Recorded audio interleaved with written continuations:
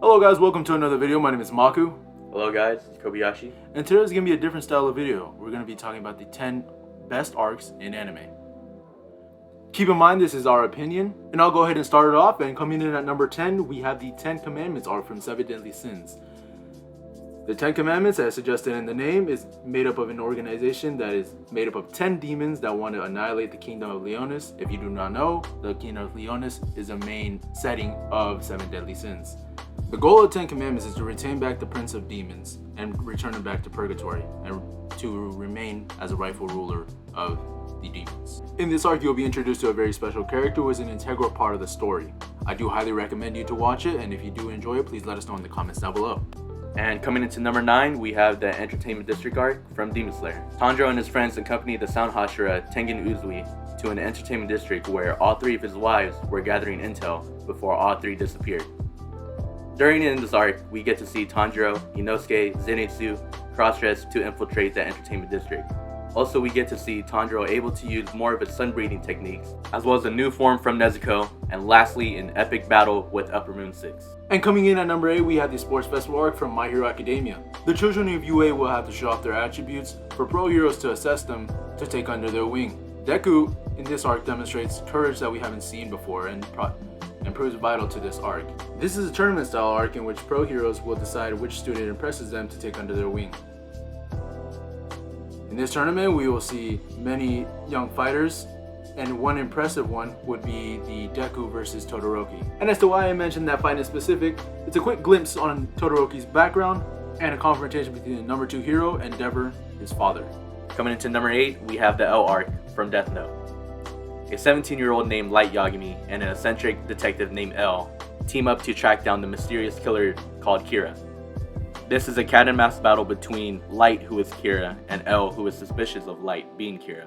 In this arc, we get to see many manipulations, deaths, and some comedic scenes in order to hunt down the killer Kira. And coming in at number 6, we have the Arrancar Evasion arc by Bleach. The Arrancar are an elite group rounded up by a mastermind who may come as a surprise to you. If you don't know who it is, it's going to be Captain Aizen from the Gote 13. Now that he's no longer there, you'll bear witness to an incredible fights and great character development in order to stop a war to break out between the Arrancar and the Gote 13. As for specifically the hand picked out by Aizen, they are called the Espada. The top 10 Espada, one in specific, Ukiura, was seen capturing Orihime on a quest to rescue her. We see Uryu on an attempt to regain his former powers. We have Ichigo finding newfound powers, as he now found out that he is part visored as well. We'll see them overcome many obstacles and on an attempt to rescue her and defeat the Espada as well. And coming into number 5, we have Dio's World from JoJo's Part 3. The Joestar group finally reaches the street of Cairo to encounter the one and only Dio Brando. During this battle, we get to see the Joestar group struggling to fight against Dio due to his overpowered stand. His overpowered stand is able to manipulate time. Once they discover Dio's stand, it becomes a one-on-one battle between Jotaro Kujo and Dio Brando. And coming on to the number 4 spot, we have the York New City arc from Hunter x Hunter. In this arc, you'll get introduced to an evil organization run by elite fighters known as the Phantom Troop. One of the trios is familiar with the Mafia. This is a thrilling arc demonstrating the tenacity of the young characters, Gon, Killua, and Kurapika, mainly these 3. In this arc specifically, Kurapika demonstrates his net for the first time for the audience. In this arc as well, you get introduced into Kurapika's backstory, which explains how he was part of a tribe. During this arc, it explains how the Scarlet Eyes were actually hunted down by the Phantom Troop. On a quest for revenge, Kurapika seeks to destroy the Phantom Troop, as he gains an overpowered net which allows him to bind his chains any part of the enemy's anatomy. And arriving at the number 3 spot, we have the Cell Saga from the Dragon Ball Z arc. In this arc, we get introduced to a new android known as Cell. Cell, as stated before, is an android who is able to adapt to the fighting style of the opponents. During this arc, there is a moment where Cell and Trunks fight, and the reason for starting the tournament was because he wanted Goku to make an appearance.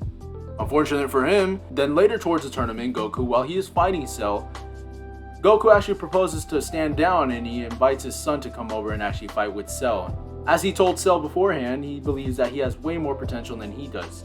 During this fight, it well shows that. There will be many new characters and power-ups introduced and that will be deemed necessary for this upcoming battle. And coming into the number 2 spot, we have Return to Shiganshina from Attack on Titan. The Survey Corps prepare for a new expedition to Shiganshina thanks to Hanja's new weapon, the hopes to retake the lost territory once and for all are stronger than ever. But at their old home, known and powerful enemies are awaiting, and a fierce battle is coming. During this arc, we get to see Titan lore, epic battles, plot twists, and the Server Corps having a dilemma where 2 important members are dying, but they can only save 1. Last but not least, the number 1 spot, we have Enies Lobby from One Piece. Enies Lobby is an island where the sun never sets.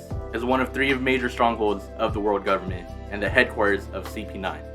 In this arc, the Straw Hats are trying to rescue Robin. In the midst of this arc, we get to see the Straw Hats declaring war on the world government, Nico Robin's backstory, and unique power-ups from each and every Straw Hat. And for the aftermath of this arc, we get a new crewmate to join the Straw Hats, new bounties, we see old friends, and we get to learn about Luffy's lineage. Alright guys, and this is going to be the end of the video. Please like, subscribe. Comment down below if you agree or disagree with the list, and let us know your top 10 shonen anime arc. And as always guys, my name is Maku. It's Kobayashi. And thank you